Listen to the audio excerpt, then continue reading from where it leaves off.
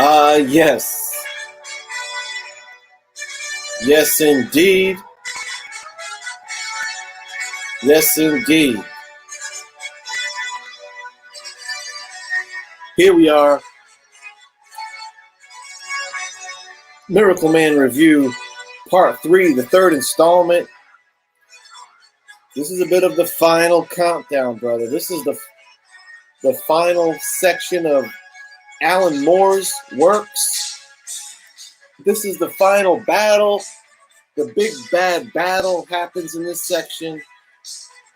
The final countdown of Earth as we know it happens. Oh, we got this is an exciting chunk of the book, ladies and gentlemen. And we're about to go through this adventure together. That's right. Now, without further ado, man, let's hop into it. This is Miracle Man book number 3. Covering issues 11 through 16. 5 comics. And again, in Miracle Man fashion, Alan Moore's section anyway, of Miracle Man's fashion, so much happens, so much for you to chew on in 5 comic books.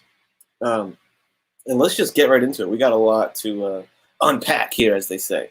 So issue 11, new artist on the scene, new cover artist and interior artist, John Tuttlebane, which I always get a kick out of saying his name because I'm Portuguese, so in Portuguese, tudo bem means it's all good.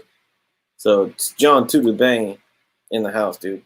Let me get this up here. So let's just get right into it. So this is where we, get into the first 2 books were very plot driven, and this section you still get good chunks of plot action, but there's a lot of flowery language and world building, which sometimes I could do for a little less of. But I mean, Alan Moore's such a good writer.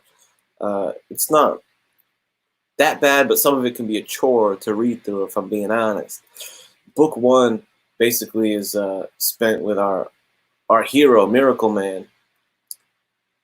He's basically in like reaching God mode at this point. He's got this like Olympus fucking headquarters now. And this issue is him writing, because he says in the beginning, he's like, I have legends to write, tales of how it feels to live in the mythology. Like at this point, he realizes that he is God level hero, and his mind has kind of gone beyond the mere mortals. The dealings of mere mortals, you know what I'm saying, like we've been doing. So it's kind of a cool issue where he kind of recaps things and kind of like as if he's writing a journal, or not even a journal, like a memoir to be put in the history books on slab stone. So those 2 people in black that, if you were up to speed on our last adventure in episode 2 of this, are rolling up seeking out the superpowered beings that are on Earth. So sure enough, they've already went and checked on Kid Miracle Man. They said he's harmless. We got a tease of a female, and now they're on our boy Mike. Sure enough, Mike transforms. They transform into their alien forms. They look like some gnarly alien beasts, and basically Miracle Man gets whisked away into outer space, and we start to get a taste of what's out there, what's in the galaxy. There's a whole world out there, and shit gets pretty sci-fi in this chunk, okay? Now we're checking back in with Liz, his wife. They give you a little tease. Something just blasted through her door, and she didn't even see anybody. She's like, oh, that was weird. We continue on, and boom, an alien beast just crashes through the crib at Liz's house. But who emerges? Look at this fine specimen. It's Miracle Woman. That's right. We had Kid Miracle Man, Young Miracle Man, Miracle Man himself, Miracle Dog. So of course we got Miracle Woman, as you can see by the MW on her belt. Artwork is fantastic. Like, this page is just, come on, that's work of art. Toddle Ben has like a painted style that he does. Actually, we should give shout out to the colorist, who I think his name is Sam. Let's see. Sam Parsons. Shout out to Sam Parsons, who's the colorist on these issues, man. Him and Toddle Ben, like, really kill it. But we got to give Parsons a big, healthy shout out for his coloring work. So that's kind of the big deal of issue 1, you know. Let's cruise right on into issue 2. We got Miracle Woman right there on the cover of the issue. Issue 12. Let's see what happens in issue 12, where he's like, he's going, I guess he's, to be honest, I'm almost a little confused by this. I don't know where exactly he is right now. It seems like it's like this utopian palace. I think it's his headquarters. I think this is Miracle Man's bat cave, if you will. And he's like seeing into the future. Like, it's kind of cool. He's like describing the future in that third panel there. It's like a dude watching virtual pornography, you know? And he's talking about there's millions of phone calls going a minute. Everyone's communicating. This is like early 80s or mid 80s Alan Moore, kind of like really foreseeing the future of technology in a lot of ways, which is kind of interesting, you know. So yeah, here we are. Miracle Man and Miracle Woman meet. All right. And Miracle Woman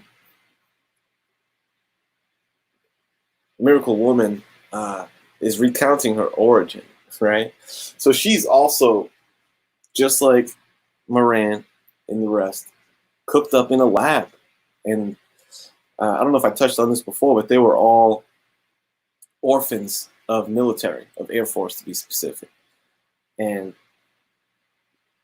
they get kidnapped and put into this, you know, system, Dr. Gargunza's system of the brainwashing, turning them into living these like golden age hero lives and whatnot. And here's and she's just the same, you know. This is really cool. I like when they do this. Leach did it in the first few issues, where see how he goes from that super painted style that we saw earlier, and in this, when he's recounting the golden age stories that she went through, right, in the Dream Machine or what have you, look at the way they draw that awesome good girl art, golden age style. Really cool, man. I like how they have what a handle on comic art these guys have. And in her world, she was beefing with Young Nasty Man was her villain. He has a YN on his chest. Young Nasty Man was her villain in her little world, you know. They remember, he's like, oh yeah, you know what? There was this one time that we crossed paths. And he kind of remembers that and shit. Great painted artwork again. There was one part that I wanted to shout out where basically Gargunza's a creep, right? And while he had her trapped in this dream state, he was violating her, man. He was essentially molesting her, let's say that. Molesting her while she's in the dream machine. And she was aware of it, you know? And she's so, like, next level. Like, she's so beyond the human form and shit like that. Because these really are, like, next level beings at this point. She talks about it and, like, kind of laughs. She's like, I looked upon him violating me. And I just laughed. Because he had no part of me, you know? And he was like, he gave me freedom. In a perfect world, I'm reading it now. He gave me freedom. In a perfect world, receiving in return my crotch. I laughed and laughed. And that's, kind of I don't know, it's just a dope way to say that, where he's like, he took my crotch. He had his way with my crotch, but look what he gave me. She's like, she was laughing at him like, what a simple beast, Um, that's pretty dope. Miracle Woman is a badass. We proceed on and we introduce these two guys. These two in the right-hand corner here are pretty important. They're the Warp Smiths. And they kind of become part of the crew. They're pretty important characters. They're like, they become allies. Their powers are like, they can teleport objects. So it's kind of like Nightcrawler, but so they can travel at like super light speed. They're just the fastest beings in the world, but they can also grab an item and then warp it into another space. Okay, and that's going to be key to remember later on. So we're cruising through that. Young Miracle Man, Johnny Bates, by the way, is his name. And here's Johnny Bates. He's not catatonic anymore. He's trying to get back into like school, and he's getting bullied, bro. He's getting beat up and harassed. And like, little do they know that this kid only has to say a word and it's fucking game over. So, Kid Miracle Man, poor guy. It's like, it's kind of an interesting dichotomy that they have with this kid of like, he is the big bad villain and the truly despicable piece of shit. But when he's in his human form, he's just like a bullied, scared kid. And it's, again, nothing is black and white with a lot of Moore's writing. So continuing on, great artwork. I'll give him that.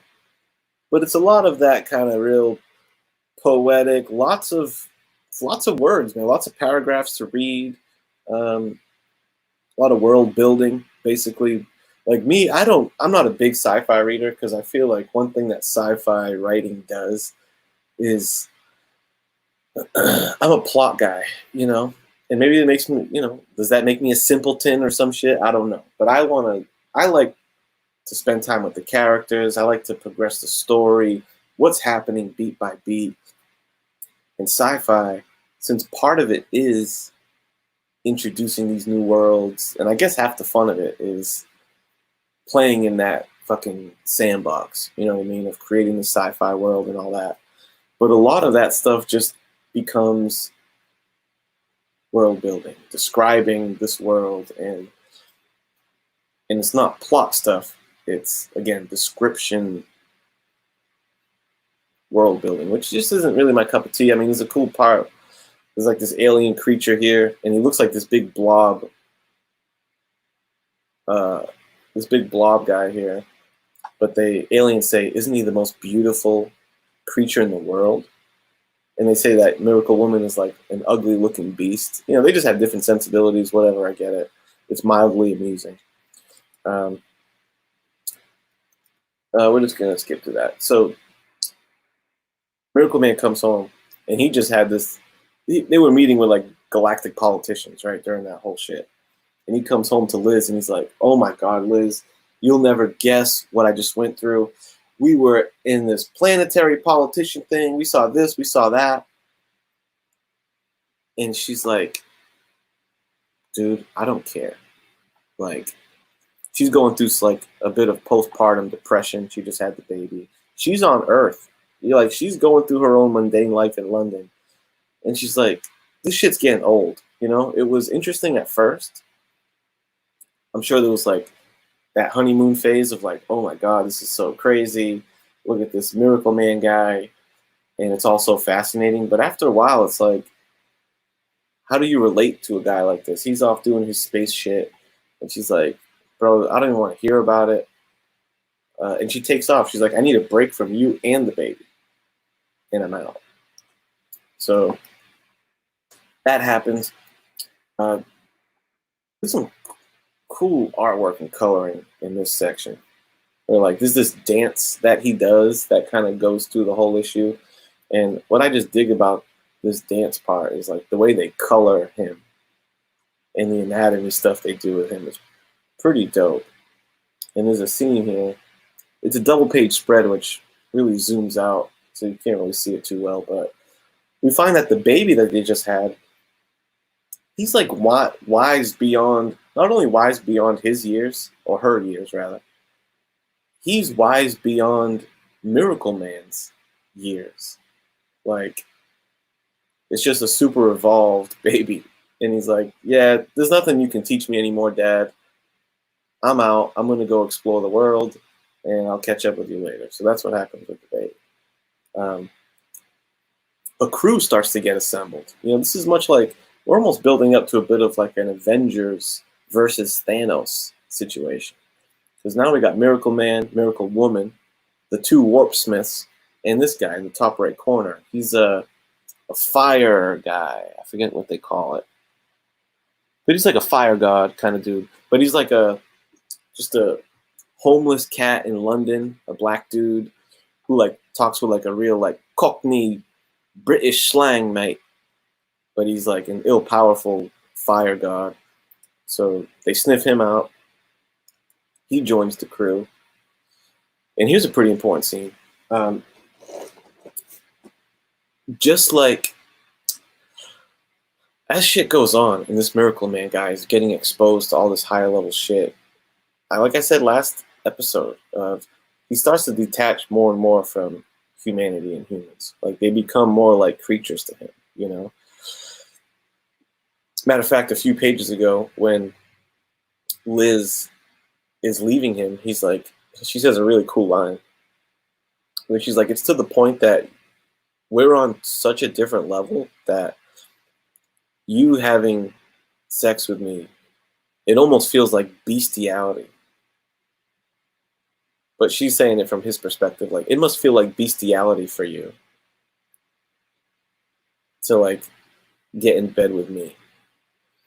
So that same kind of thought process is going to Mike Moran, who's like, he's depressed. Miracle Man essentially has ruined his life. You know, you would think, just think of that. Think about what the origin of this character is.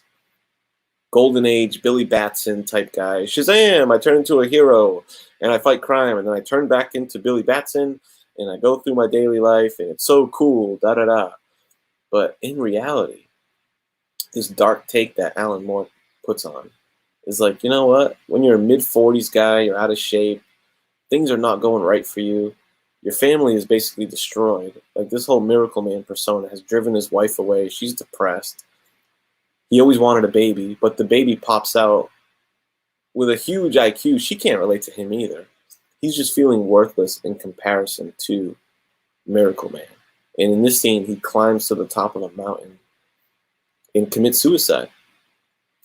I don't know how the mechanics of that work, of how Moran jumps off a cliff and kills himself, and it doesn't affect Miracle Man. Like, I don't know. I guess I would think if the human killed himself, he's dead, and the Miracle Man lives in some kind of purgatory shit. But I guess when he kills himself, Miracle Man just takes over full time. And there's a great art panel here. You know, you see the left side of Moran climbing this mountain, and then on the right side, you see Miracle Man taking off in like outer space type shit. It's pretty cool. So Mike Moran's dead. He committed suicide. Now, look at this, dude. Kid Miracle Man, Johnny Bates, getting now sexually assaulted by these boys, dude, at school. He can't take it anymore. Kid Miracle Man, the evil persona, has been on his shoulder, taunting him. And he's been, props to Johnny Bates. He's been trying his best to keep him bottled up. But look at this pain he's going through. Look at this punishment, bro. Think of the rage that's going on in this kid. And he just needs to defend himself, bro, once and for all. And he says in that bottom right panel, with a tear coming from his eye, he's like, I'm sorry. I'm so sorry. Miracle Man. He says the magic word. Boom. That top panel is just straight white beam of energy. He ravages these kids. Look at him in that panel to the right here. I don't know if you can see my mouse, but throws the kid's head against the wall. Kid Miracle Man is on the loose, brother. This nurse, he comes back and says, "You were the only one that was good to me. You were the only one that showed me kindness. I think I'll let you live." And she's like, "Oh, thank God. Thank you so much." And he comes back and says, "I'm sorry. They'd say I was getting soft, wouldn't they?" Smash! Kills her. He's just an evil prick. And here it is, issue 15. The final countdown. This is a classic issue. Shout out to my boy Tony Sanders, who's the only cat in the community that I've seen hip to this book. He has it slabbed. He knows what time it is. This is one of the money books, if you will, in the Miracle Man series. It may go for more money than the #1 issue. That's how classic this battle is. Gnarly ass cover. John Toddleben getting busy. Let's get into it. Kid Miracle Man is on the loose. Look at this. There's some crazy pages of death and destruction in this issue. Kid Miracle Man is straight destroying London. Miracle Man and his crew have been gone for a while. It's only been a few hours, and he already pretty much completely decimated all of London, murdering fools in a savage way. And he says, "At last, really, what do I got to do to get some attention around here?" He's a cocky little bastard. He's just sadistic, And they're like, "Holy shit!" And it's beef time, brother. Like I said, we're building up to like Avengers versus Thanos moment. So the Warpsmith takes a first crack at him, tries to warp him into a wall. That don't do shit. Here's the Fire God, dude. And like I said, he talks with like a London street. He says, "See, I ain't into getting burned. I'm into burning. Man, I burn all kinds of shit," he says. That was not a good London accent, but whatever. He tries to use all his firepower on him. Doesn't work. He gets smacked up. Look at these cool art pages. Great coloring. Again, shout out to Sam Parsons. Killing the coloring in this issue. Really great stuff. More just devastation by Kid Miracle Man.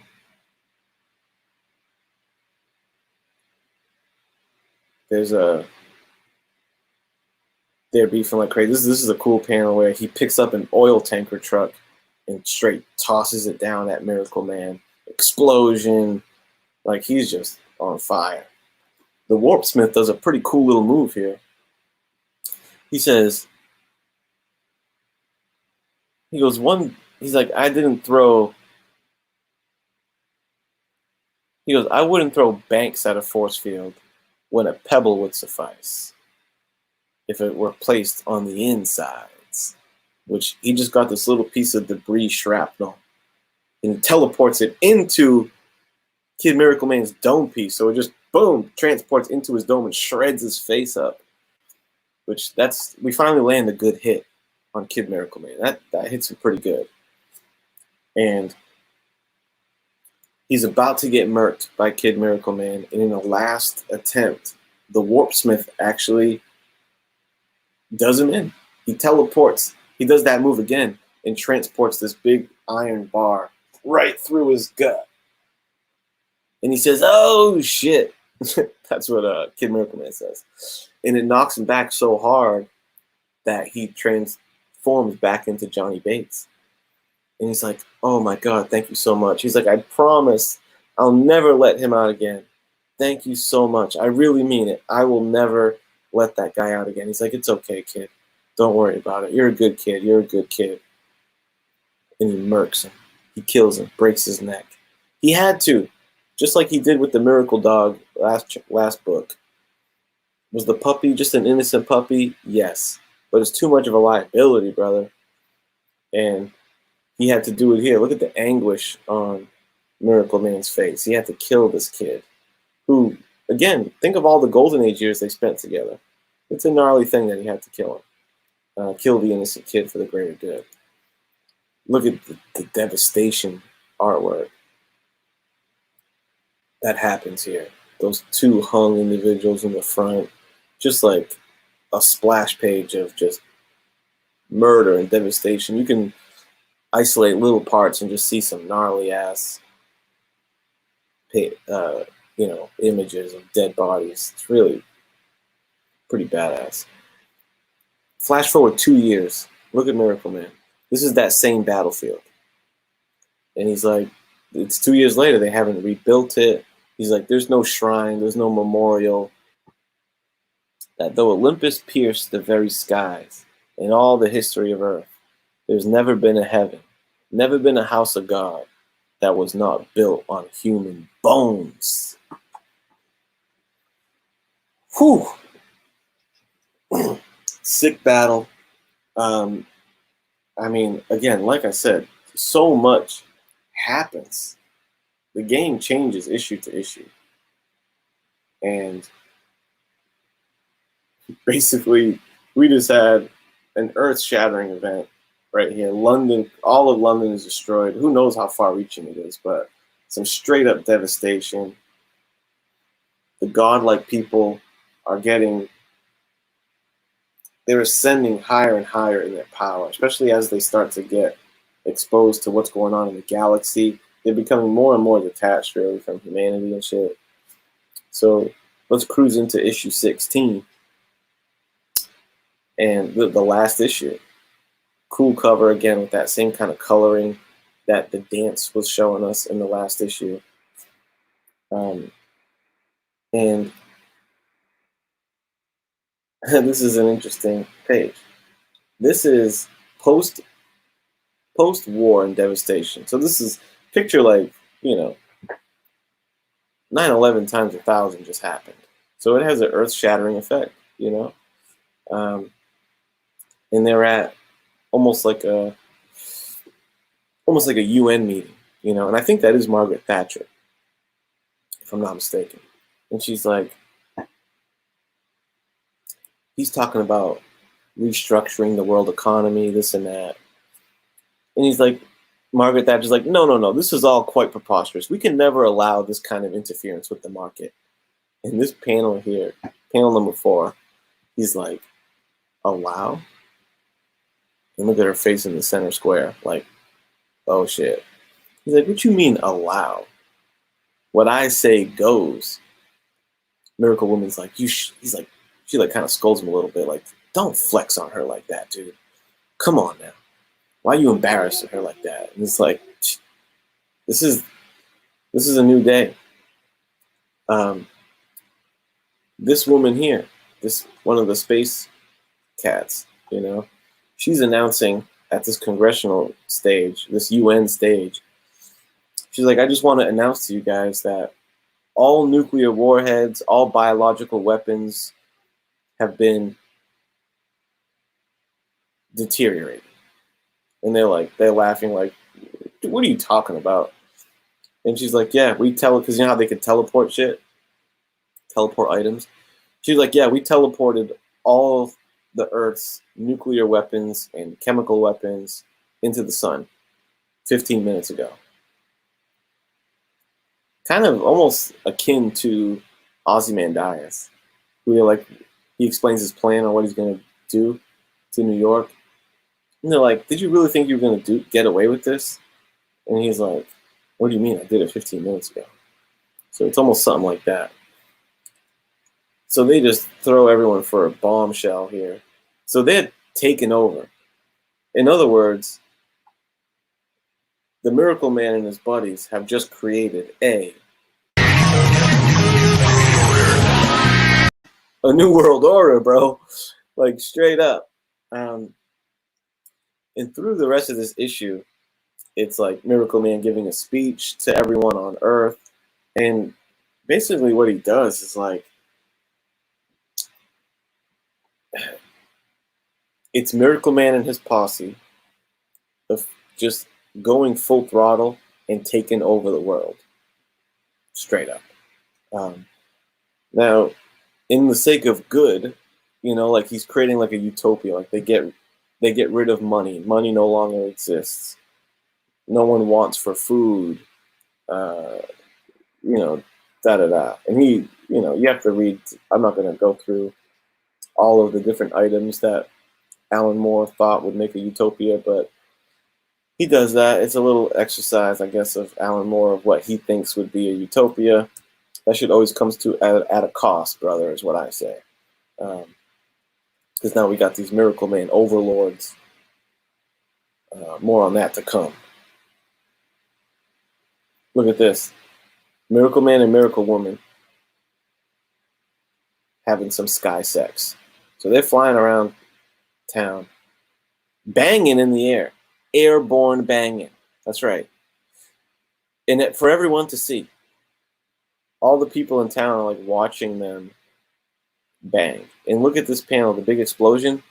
That's how miracle people have orgasms. That's a miracle orgasm right there. Baboosh! And then they flop into the water, right?